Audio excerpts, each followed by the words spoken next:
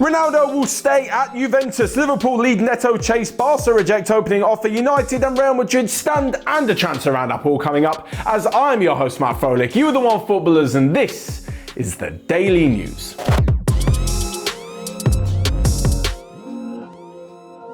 First up, and Juventus Vice President Pavel Nedved has said that Cristiano Ronaldo is staying.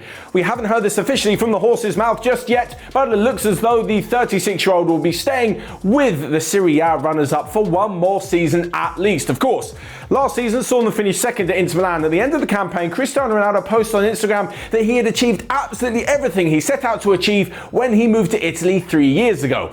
I wouldn't say absolutely everything, but technically the Champions League doesn't count as just Italy. So apart from that, yes, he has achieved everything domestically. This, of course, fueled speculation that he was going to be leaving the club. But when you think about it, there's just nowhere he could really go. I mean, off the top of my head, only two teams, maybe three teams that could even think about signing Cristiano Ronaldo are PSG, and I think they've got way too many highly paid stars like Kylian Mbappe and Neymar at the moment, so I don't think they'll go for him. There's Real Madrid who are going to bring it back.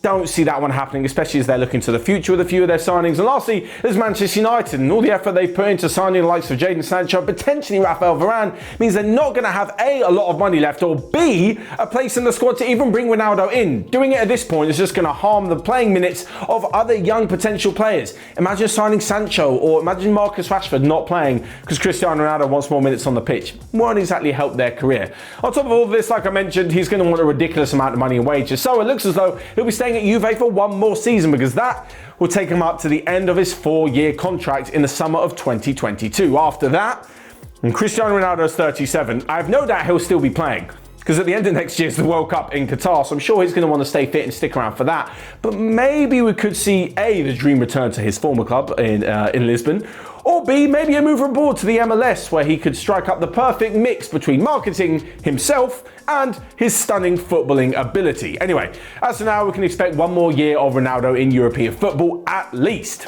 Moving on though, and Juventus appear ever so slightly in our next story, and that is in the chase for Pedro Neto. The Portuguese winger has had a stunning couple of years at Wolves, and rightly so. So many clubs are looking for the 21-year-old signature, because he could go on to be an absolute star.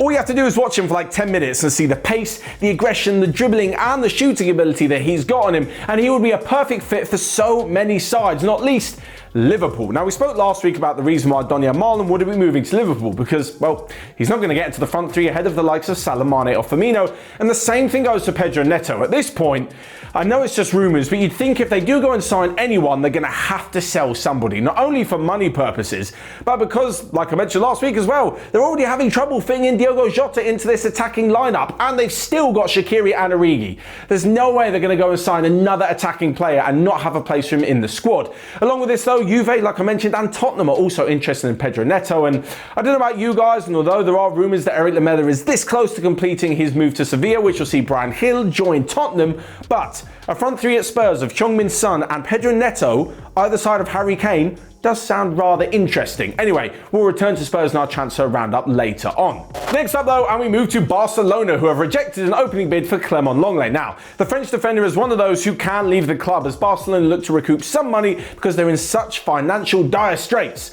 Anyway, Roma are the ones who have come in with a €16 million bid, and Barcelona have completely rebuffed that because they want 25 million. This was also an opportunity for Barcelona to talk about Roma captain Lorenzo Pellegrini, a potential swap deal, but Roma do not want that to happen for obvious reasons. He's the captain, he's a fantastic midfielder, and what's the point of bringing in Jose Mourinho and trying to build a new Roma team to get back to the Champions League if you're going to go and sell your captain and one of your best players? Not exactly ideal. So, Roma have turned up on Barcelona's door with cash, but like I mentioned at the moment, it's not quite enough of it to make Barcelona happy. Alongside this, there are plenty of other players who Barcelona will sell, and as they look to the future, you'd probably think that someone like Gerard Piqué would be good to get rid of first, because he's quite a lot older and maybe a little bit worse at the moment than Clement Llenglet is, but neither are in the first team picture, and when it comes to the peak starting 11 for Barcelona, they'll both probably find themselves on the bench. So if they can shift Llenglet for the 25 million euros they want, that does help them a little bit in recouping some money.